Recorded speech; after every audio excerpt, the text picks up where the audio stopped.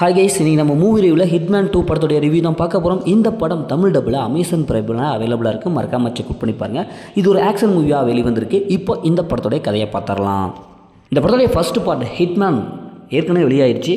அதில் பயங்கரமாக ஒரு ஆக்ஷன் ஹீரோவாக நம்ம ஹீரோ இருந்திருப்பார், ஒரு ஏஜெண்டாக இருந்திருப்பார். அங்கே நிறைய வில்லன்களை பிடிச்சி அடித்து தும்சம் பண்ணி நிறையா சம்பவமெல்லாம் பண்ணியிருப்பார்.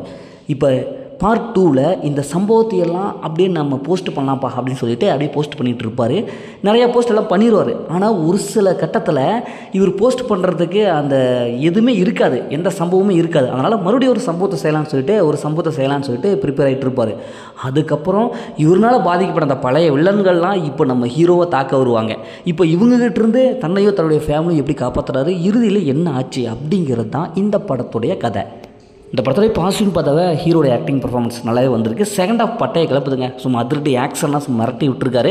அப்படியே ஒரு ஃபைட் பண்ணுற சீன்ஸு, அந்த வில்லன்கள் வர்றது, இப்படி எல்லாமே நல்லாவே கொடுத்துருக்காங்க. இவர் ஒரு கட்டத்தில் அப்படி இப்படின்ட்டு அப்படியே வரைவார். அது அப்படியே வில்லனாக வருவாங்க. அதெல்லாம் நல்லாவே இருக்குது. படத்துடைய காமெடி ஓரளவுக்கு கிளிக்காக இருக்குது.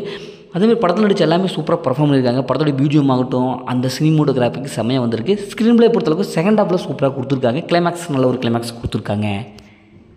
கொரியன் படம்னாவே ஃபைட்டுக்கு பஞ்சமே இருக்காதுங்க. அந்தளவுக்கு ஃபைட் சீக்வன்ஸ்லாம் சொல்லவே ஆகணும். ஏன்னா அந்தளவுக்கு செம்மையான ஒரு ஃபைட் சீக்வன்ஸ் கொடுத்துருக்காங்க. வித்தியாசமாக சண்டை போடுறாங்கப்பா அப்படிங்கிற மாதிரி எடுத்து வச்சுருக்காங்க. இந்த படத்துடைய மைனஸ்னு பார்த்தா ஃபஸ்ட் ஹாஃப் தான். ஏன்னா ஃபஸ்ட் ஹாஃப் ஸ்க்ரீன் ரொம்ப பேசிகிட்டே இருக்காங்க. ஒரு மாதிரி நாடகத்தன்மையாக இருக்கிற மாதிரி இருக்குது. எப்படா ஃபைட் பண்ணுவாங்க அப்படிங்கிற மாதிரி தான் இருக்குது.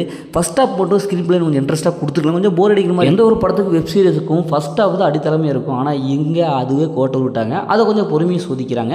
மற்றபடி இந்த படத்தில் பெரிய மைனஸ்லாம் எதுவுமே இல்லை. இந்த படத்தை ஃபேமிலியோட பார்க்கலாம்னா ஒரு சில கிசிங் சீன்ஸ்லாம் இருக்குது. அதை ஸ்கிப் பண்ணிட்டு ஃபேமிலியோட பார்க்கலாம்னு நான் நினைக்கிறேன். நீங்கள் என்ன நினைக்கிறீங்கிறது உங்களுடைய நினைவை பொறுத்து. ஓகே, இதேமாரி அடுத்த ஒரு புதிய மூவி ரிவ்யூவில் சந்திப்போம்.